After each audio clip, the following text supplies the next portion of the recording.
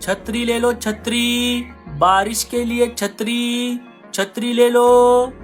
भूरा कौवा बांस की लकड़ियों से अलग अलग प्रकार की चीजें बनाकर उन्हें जंगल में बेचता है। उसी से उसकी रोजी रोटी चलती है। जंगल में अभी बारिश का मौसम चल रहा है। उसी मौके पर भूरा बांस की लकड़ियों से छतरियाँ बनाकर उन्हें जंगल में बेच रहा है।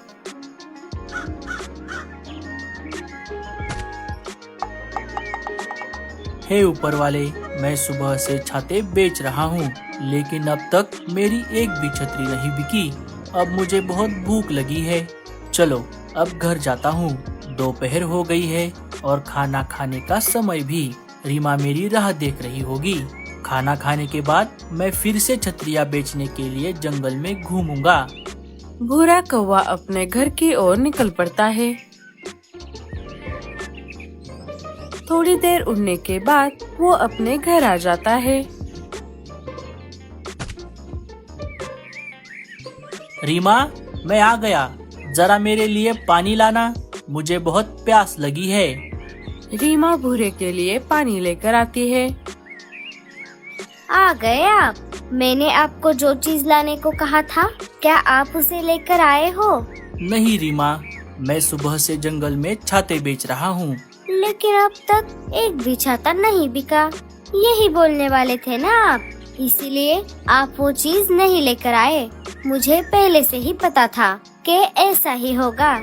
अरे रीमा, तुम नाराज मत हो। तुम देखना, आज नहीं तो कल मेरे छाते जरूर बिकेंगे और उसके बाद तुम जो मांगोगी मैं तुम्हें वो ला कर दूंगा। हाँ हाँ, रहने दो। मुझे झूठे सपने मत दिखाओ। मैं तो कहती हूँ आप ये छाते बेचना बंद करो और कोई दूसरा काम करो, जैसे कि कुछ मिठाई विठाई, पकोड़े शकोड़े, आलू समोसे, वड़ा पाव, ऐसी खाने की चीजें बेचो। उससे हम माला माल हो जाएंगे। मेरा भाई कालिया भी ऐसे ही चटपटी खाने की चीजें बेचकर माला माल हो गया है। अरे रीमा, मुझे रसोई का काम नहीं आता। मैं तो सिर्फ बांस की लकड़ियों से चीजें बनाना जानता हूँ। चलो अब हम खाना खा लेते हैं। मुझे बहुत भूख लगी है। खाना खाने के बाद तुम भी छाते बेचने के लिए मेरे साथ आना। नहीं नहीं, मैं तो नहीं आऊंगी। मेरे मायके में मैं रानी बनकर रहती थी। मेरे मम्मी पापा ने बचपन से मुझे बहुत लाड़ प्यार में पाला है। मुझे किसी भी चीज की कोई कमी नहीं थी। लेकिन यहाँ आकर मेरी हालत एक नौकरानी की तरह हो गई है। एक तो घर पर इतना काम रहता है और ऊपर से आप मुझे साथ में चलकर छाते बेचने के लिए बोल रहे हो। हाँ रीमा, मुझे सब पता है। तुम तुम्हारे मायके में बहुत खुश थी, लेकिन यहाँ आकर तुम्हारे सपने सपने रह गए। लेकिन मैं प्यार भी तो तुमसे उतना ही करता हूँ ना। हाँ हाँ, उसी वजह से तो मैंने आपसे शादी की है, वरना मेरी शादी तो बहुत बड़े घर में होने वाली थी। तुम चिंता मत करो रीमा, एक ना एक दिन मैं तुम्हारे सारे सपने पूरे कर दूंगा। रीमा को भूरे पर तरस आ जाता है। मुझे आप पर पूरा भरोसा है भूरे जी। चलिए, मैं भी आपके साथ छाते बेचने के लिए बाहर चलती हूँ, लेकिन उससे पहले हम खाना खा लेते हैं। खाना खाकर दोनों छाते बेचने के लिए बाहर आ जाते हैं।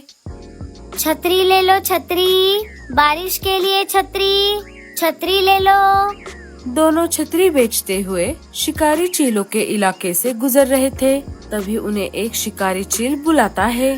क्यों रे कौवे, ये क्या बेच रहा है तू? चील भाई, अभी बारिश का मौसम चल रहा है ना, तो मैं बांस की लकड़ियों से बने छाते बेच रहा हूँ। क्या आपको छाता लेना है? अच्छा, ऐसी बात है। बारिश का मौसम तो शुरू हो गया है, लेकिन बारिश का कहीं भी नामो निशान नहीं है। और इसी में तू छाते बेच रहा है? बेचना ही था तो कुछ और बेचता। अगर कोई खाने की चीज होती तो मैं जरूर ले लेता। हाँ चील भाई, मैंने भी इनसे यही कहा था, लेकिन ये मेरी बात ही नहीं सुनते। चलो कोई बात नहीं, जाओ अपने अपने छाते बेचो। अजी, हम भी एक छाता ले लेते हैं। क्यों? हमें क्यों चाहिए छाता? हमें छाते की क्या जरूरत है? क्या पता, हमें भी एक छाते की जरूरत पड़ जाए। अरे भगवान, बारिश का मौसम तो कब का शुरू हो चुका है, लेकिन अभी तक आसमान से बारिश की एक बूंद तक नहीं गिरी। मुझे पता है इस साल बारिश नहीं होगी, इसीलिए हमें छाते की कोई जरूरत नहीं है। बारिश हो या ना हो, मुझे एक छाता खरीदना है। अच्छा बाबा, ठीक है। भूरे, एक अच्छा सा छाता दे दे। चील भूरे से एक छाता खरीद लेता है। रीमा और भूरा वहाँ से निकल पड़ते हैं। इधर बाकी के पंछी अपने बातचीत करने वाले जगह पर बातचीत कर रहे थे। दोस्तों, बारिश का मौसम तो शुरू हो गया है, लेकिन अभी तक हमारे जंगल में बारिश नहीं हुई। हाँ रानो, अगर ऐसा ही चलता रहा तो जंगल में सूखा पड़ जाएगा। पानी की समस्या तो और ज्यादा बढ़ जाएगी। अरे ओ कालू, क्या तुझे बारिश के बारे में कुछ पता है? कब होगी हमारे जंगल में बारिश? नहीं दोस्तों, मैं आज सुबह ही मौसम के जानकार पंछियों के पास गया था, लेकिन उन्होंने कहा कि इस साल बारिश होने की कोई संभावना नहीं है। छाते ले लो छाते, बारिश के लिए छाते, छाते ले लो। मीनू मौसी आवाज लगाकर उन्हें अपने पास बुला लेती है। दोनों वहाँ पर आ जाते हैं। अरे भूरे, ये तू क्या बेच रहा है? मीनू मौसी, मैं बारिश से बचने के लिए बांस के लकड़ी से बने छाते बेच रहा हूँ। क्या आपको छाता लेना है? अरे हाँ हाँ, मैं कब से एक छाता खरीदने की सोच रही थी। मेरे पास छाता नहीं है। अरे मीनू मौसी, यहाँ बारिश का नामो निशान नहीं है और आप छाता खरीद रही हो। इससे अच्छा आप कोई दूसरी चीज ले लो।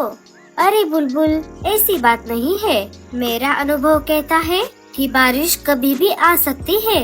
प्रकृति हमारे हिसाब से तो नहीं चलती। बारिश होगी या नहीं, ये हम नहीं बता सकते। वो कहते हैं ना अंग्रेजी में, precaution is better than cure. इसीलिए मैं छाता खरीद रही हूँ। भूरे, तू मुझे एक अच्छा, मजबूत और टिकाऊ छाता दे दे। भूरा मीनू मौसी को एक अच्छा सा छाता दे देता है। भूरे, मुझे ये छाता कैसे इस्तेमाल करना है, इसके बारे में थोड़ी जानकारी दे दे। हाँ हाँ मीनू मौसी, इस छाते की सबसे अच्छी खूबी ये है कि आप इसे अपने हिसाब से छोटा या बड़ा कर सकती हो। भूरा एक एक करके मीनू मौसी को छाते के बारे में सारी जानकारी दे देता है।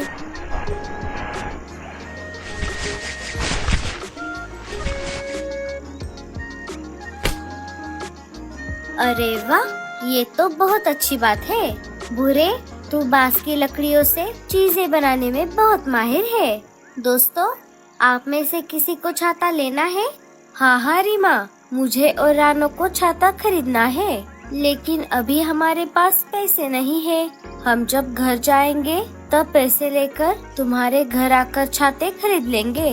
कोई बात नहीं लाडो, तुम दोनों अभी छाते ले लो और पैसे बाद में दे देना।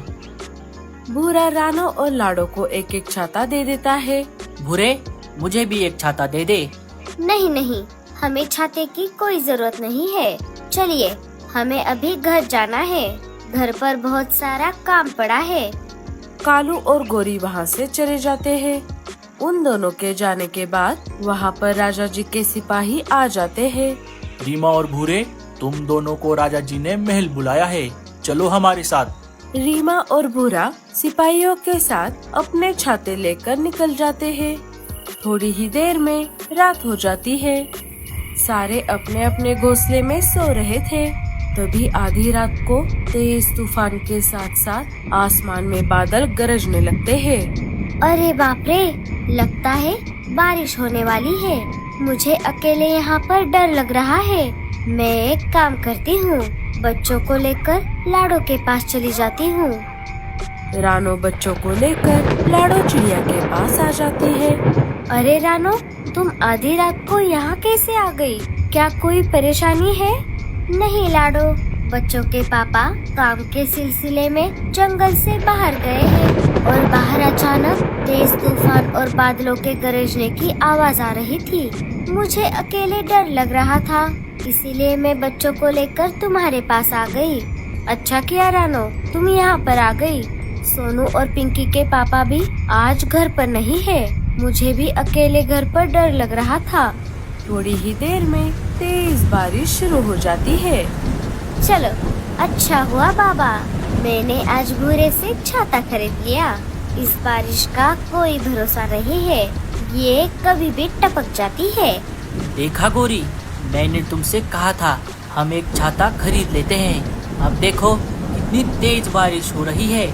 अरे कुछ नहीं होता, ये इतनी सी बारिश हमारा कुछ नहीं बिगाड़ सकती। गौरी ऐसा बोल ही रही थी कि तभी तेज तूफान की वजह से उनके घोंसले की छत हवा में उड़ जाती है।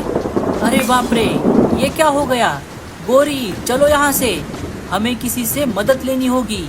वो दोनों वहाँ से निकलकर मीनू मौसी के घर के बाहर आ जाते हैं। कालू घर का दरवाजा खटखटाता है। मीनू मौसी, दरवाजा खोलिए, मैं हूँ कालू। हम बारिश में भीग रहे हैं, हमारा घोंसला टूट गया है। अगर मैंने इन्हें अंदर ले लिया तो दूसरा घोंसला बनाने तक ये मेरे ही घर में रहेंगे। इससे अच्छा मैं सोने का नाटक करती हूँ। मीनू मौसी आंखें बंद करके जोर जोर से खर्राटों की आवाज निकालकर सोने का नाटक करती है। खर्राटों की आवाज घोंसले से बाहर आ रही थी। अरे इतनी जोर से खर्राटे कौन मारता है? लगता है मीनू मौसी सो गई है, हमें कहीं और जाकर मदद मांगनी होगी। दोनों वहाँ से निकलकर लाड़ों के घोंसले के बाहर आ जाते हैं। घर में पानी ना आए इसीलिए लाड़ों ने घर का दरवाजा लगा लिया था। रात भी काफी हो गई थी। लगता है लाडो भी अब सो गई है, उसका घोंसला भी छोटा है। चलो हम भूरे के पास चलते हैं। दोनों भूरे के घर के बाहर आ जाते हैं। अरे ये भूरा कहाँ चला गया? तभी उनको देखकर बुलबुल उनके पास आ जाती है। अरे बुलबुल, ये भूरा और रीमा कहाँ चले गए? कालू भैया, राजा जी ने उनके सारे छाते खरीद लिए और उन्हें रहने के लिए महल में एक कमरा भी दे दिया। मेरा घर भी तूफान की वजह से उड़ गया, इसीलिए मैं बाहर बैठी हूँ। चलो चलो, हमें किसी सुरक्षित जगह जाना होगा। सारे वहाँ से निकल पड़ते हैं। थोड़ी देर खोज करने के बाद उन्हें एक जगह खाली पड़ा हुआ टूटा फूटा घोंसला दिख जाता है। वो सब उस घोंसले में आ जाते हैं। उस घोंसले की छत से जगह जगह से पानी अंदर आ रहा था। तभी कालू को मीनू मौसी छाता लेकर जाती हुई दिखाई देती है। कालू उन्हें आवाज लगाता है। मीनू मौसी, इधर आइए। मीनू मौसी वहाँ पर आ जाती है। अरे तुम सब यहाँ पर कैसे? गौरी सारी बात मीनू मौसी को बताती है। अगर हम देवर जी से छाता खरीद लेते तो कितना अच्छा होता, हमें ऐसे बारिश में भीगना नहीं पड़ता। तभी मीनू मौसी के दिमाग की बत्ती जल जाती है। अरे हाँ, मुझे याद आ गया, भूरे ने कहा था ये छाता अपने हिसाब से छोटा या बड़ा हो सकता है। सारे मिलकर छाते को बड़ा कर देते हैं। उसे घोंसले के ऊपर छत की जगह लगा देते हैं। इससे बारिश के पानी से सारे बच जाते हैं। रात भर तेज बारिश चलती रही। भूरा और रीमा महल से निकलकर अपने दोस्तों से मिलने बाहर आ गए थे। तभी सारे पंछियों ने भूरे से अपने लिए एक एक छाता बनवा लिया। अरे वाह भूरे, ये तो छाते का घर बन गया।